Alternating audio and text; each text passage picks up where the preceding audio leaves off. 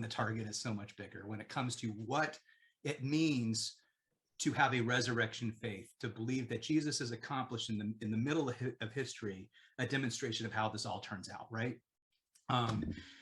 Now we're talking about something fundamentally different. Now we could talk about the reconciliation of the world as the outcome of the world, right? Now coaching, for me, becomes a proleptic eschatological act with another human being. I've never said this out loud before. Whew. Say that again. Are you with me? I got electricity. Bob's going, Nathan, what the HE double hockey stick is proleptic eschatology. Proleptic, yeah. Oh, man. So let me tell you really briefly.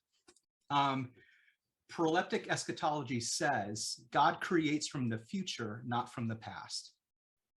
And that what Jesus is a demonstration of the healing and redemption of the world in the midst of history. So Jesus is like the way my theologian, systematic professor put it, it's like you have a mystery novel and you read the first 2 chapters of the book. You set up the characters and the issues and the murder. And then you flip to the end and you read the last 2 chapters. And his observation is, if you read your mystery novels like that, which totally ruins the story, the point is it totally changes how you participate in the story.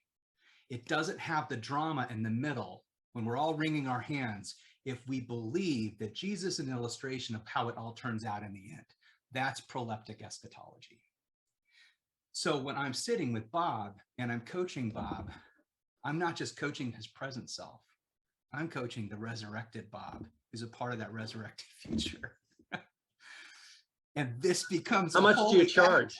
In a statement of faith in the God that we believe in. And that's how we connect creation with outcome in the middle of history, in the middle of our coaching. Can I get an amen from the saints of God?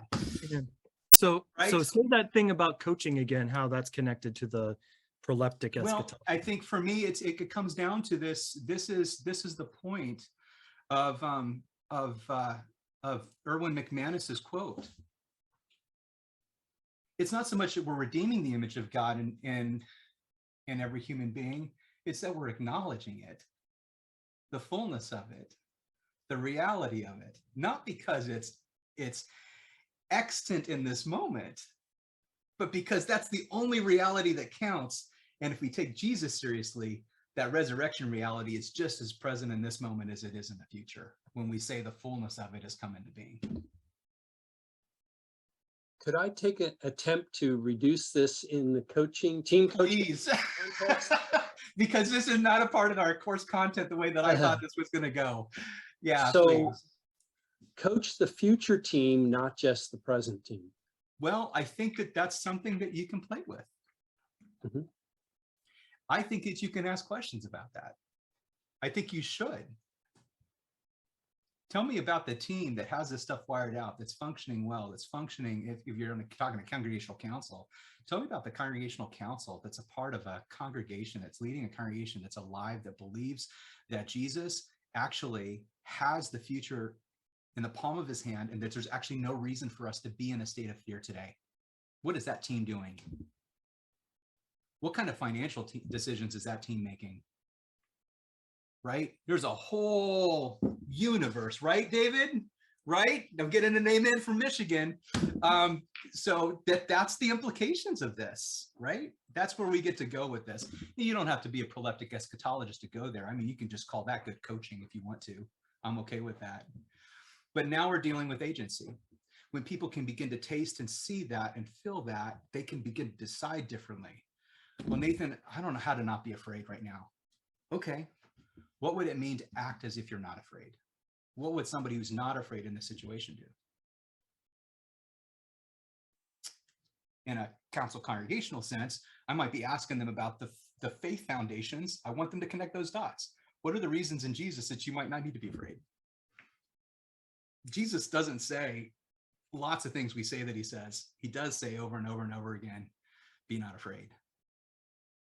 Not because he doesn't know that we're not going to be afraid, but because his one wish for us is to know that actually we don't need to be afraid of tomorrow.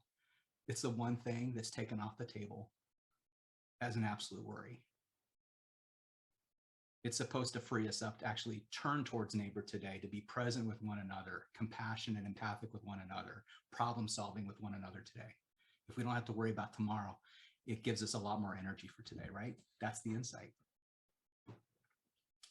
That's the proleptic eschatological insight. If the future is taken care of, we're free to actually be. And Luther was getting at this when he talked about concern for neighbor. This is the best of what Luther was actually pointing to. And also, Even though Luther wasn't a true proleptic eschatologist. and So about the thanks, Bob, planting and of thanks the for, tree. I'm sorry, what was that? Planting of the tree too. If he Yeah, knew, right. If I knew the world was ending tomorrow, I'd plant a tree today.